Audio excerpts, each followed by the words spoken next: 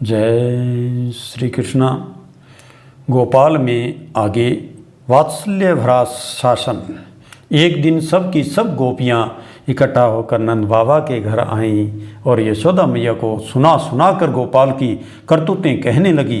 अरे यशोदा, तेरा काना बड़ा नटखट हो गया है। गाय दूने का समय न होने पर भी यह हमारे घर जाकर हमारे बछड़ों को खोल देता है। हमारे डांटने पर यह नटखट ठठा कर हंसने लगता है। यह चोरी के बड़े बड़े उपाय करके हमारा दूध दही चुरा चुरा कर खा जाता है।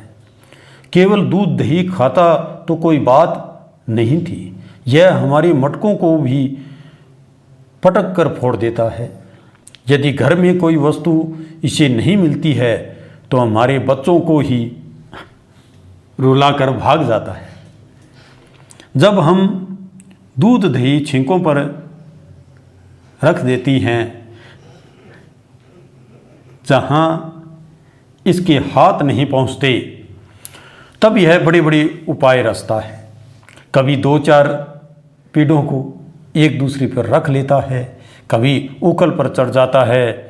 इतने पर भी इसका काम नहीं चलता है तो बर्तनों में छेद कर देता है और सारा दूध दही गिराकर बर्बाद कर देता है।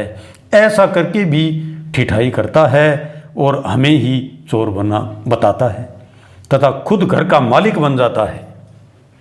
मन ही मन प्रसन्न होते हुए तथा ऊपर से रोष प्रकट करते हुए गोपियों ने गोपाल की खूब शिकायत की।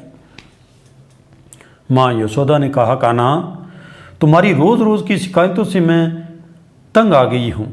इन गोपियों को देख, ऐसे तेवर दिखा रही थी जैसे गोकुल की सारी गायें इन्हीं की हों। गोपाल, हमारे यहाँ दूध दही की क्या कमी है जो तू दूसरों के यहाँ जाता है? आज से तुम इनके दरवाजे पर कभी मत जाना। गोपाल ने कहा, मैया, ये सब खुद मुझे बुलाती है और ऊपर से शिकायत भी करती है। आज से मैं यहीं खेलूँगा और इनके यहाँ कभी नहीं जाऊँगा। मैया ने गोपाल को भली भांति सजाकर उनके हाथ में मुरली थमा दी और उन्हें माखन मिश्री खाने के लिए दिया। उसके बाद माँ ने कहा, कान्हा, देखो, कहीं दूर मत जाना, यहीं अपने घर के पास खेलना। आजकल बरसात का मौसम है, इसलिए सांप बिच्छू अधिक हो गए हैं। तुम उनके निकट मत जाना, उनसे दूर ही रहना। माँ का आदेश मानकर गोपाल आंगन के बाहर आ गए। वहाँ उन्होंने देखा कि सामने एक काला नाग अपना फण निकालकर उनके सौंदर्य का रसपान कर रहा है। गोपाल उसके साथ नाना प्रकार के खेल करने लगे। नाग भी उनकी मधुर बाल लीला का आनंद लेने लगा। थोड़ी देर बाद कन्हैया को देखने के लिए यशोदा बाहर आई और गोपाल को नाग के साथ खेल करते देखकर डर गई। जल्दी से उन्होंने कन्हैया को नाग से दूर खींचा और कान पकड़कर उन्हें धमकाने लगी।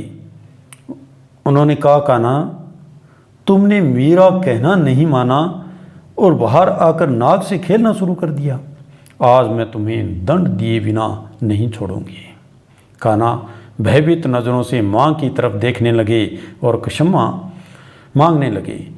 काल भी जिनसे भयभीत रहता है, ऐसे त्रिलोकीनाथ आज माँ के सामने भयभीत खड़े हैं। जय श्री कृष्ण।